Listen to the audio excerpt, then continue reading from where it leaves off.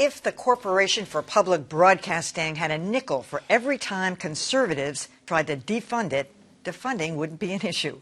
But now, with Donald Trump in the White House and Republicans in control of the Senate and House, CPB's luck might finally be about to run out. Adam has more. Ever since its founding in 1967, the Corporation for Public Broadcasting has been on the hot seat. President Nixon tried to cut funding from $20 million down to $10 million until Fred Rogers saved the day. I end the program by saying, you've made this day a special day by just your being you. I think it's wonderful. Looks like you just earned the $20 million.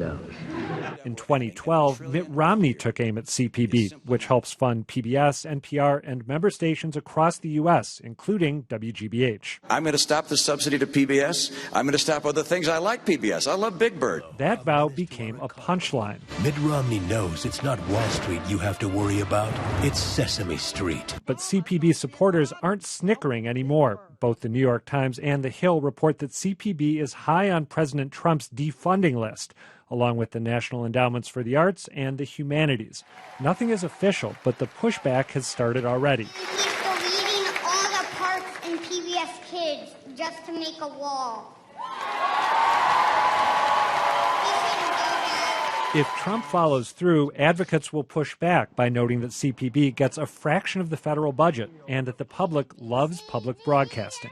For 8 years, Americans have named PBS the most trusted institution. But while that's worked before, today the GOP controls Washington and Donald Trump controls the GOP. If he's down on Big Bird might have a problem. Well, I know you wanted to speak to some people here about this, but they said, hey, it's highly speculative. Nothing has happened yet. But, I mean, it would be great if public media didn't need federal funding. I mean, big stations like this are in much better financial shape than a lot of the smaller ones. But what is the speculation? Is this real? I mean, I know what I have read in The Hill and now the New York Times.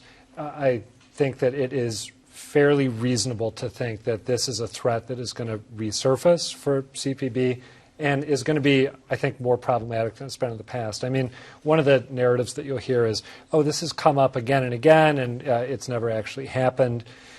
Again, this is a unique, very different political moment, and I think we have a president who's less fearful about taking on certain sacred cows than other people would be.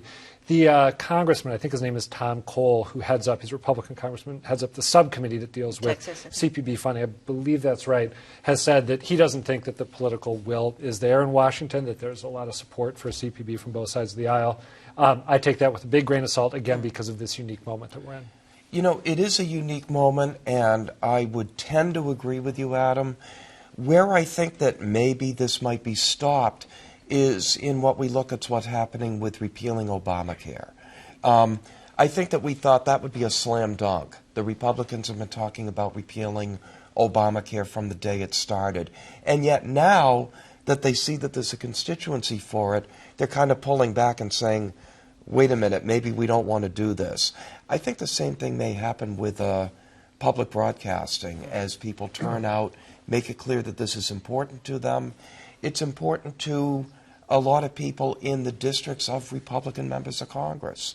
So I think it's a real threat, but I don't think it's necessarily just going to come to pass. I think it's also true that if you want to have the optimist case for CPB and for the corporation to continue to get funding, you would say this was not a significant issue in the campaign. It's not as if Trump was saying, I'm going to build a wall and I'm going to kill Big Bird. That was not the way that those rallies went. There's no particular evidence that he has any individual passion about it. The zeroing out of the budget comes from a Heritage Foundation model budget that was created and largely adopted by the people who are in his White House. The second part of that would be that it's going to be up to Congress, right? The president doesn't just he can propose a budget, but Congress decides, and I think there's reason to think that they'll have more congressional support than otherwise. But I think it is very important for people to realize place WNYC in New York and WGBH in Boston and the large stations, television and radio, would probably be able to survive in some form. But this would kill the public broadcasting system. There are over 900 public radio stations alone in the United States, and the vast majority of them, maybe all but 15 or 20, are reliant on this sort of money.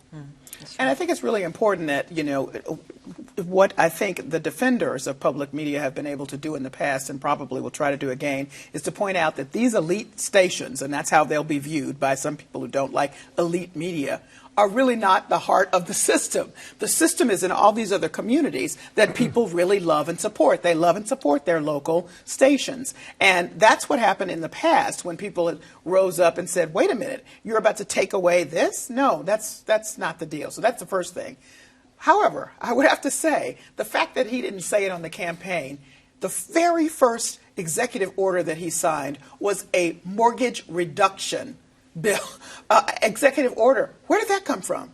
So that's some friend of his saying, hey, get rid of this. And it only affects middle and low income people, by the way, right? So what was that about? That came from somebody that Trump, is supporting. There's that. And the third thing is, here's where we're at. Somebody get to Jared and Ivanka and find out, what are you showing the kids every day? Because I'm betting they're watching Sesame Street and Thomas's Train and, Arthur and everybody else. And maybe even a little bit of Frontline and Nova in that house. So they might be able to have a little access to say to Grandpa, hey, cut it out. We like PBS kids. Right? Yeah, exactly. One thing, everything that has been said here makes me somewhat optimistic. The thing that concerns me about the Obamacare analogy is that Republicans have to come up with a replacement. If they get rid of the ACA, they don't have to do that if they nix CPB.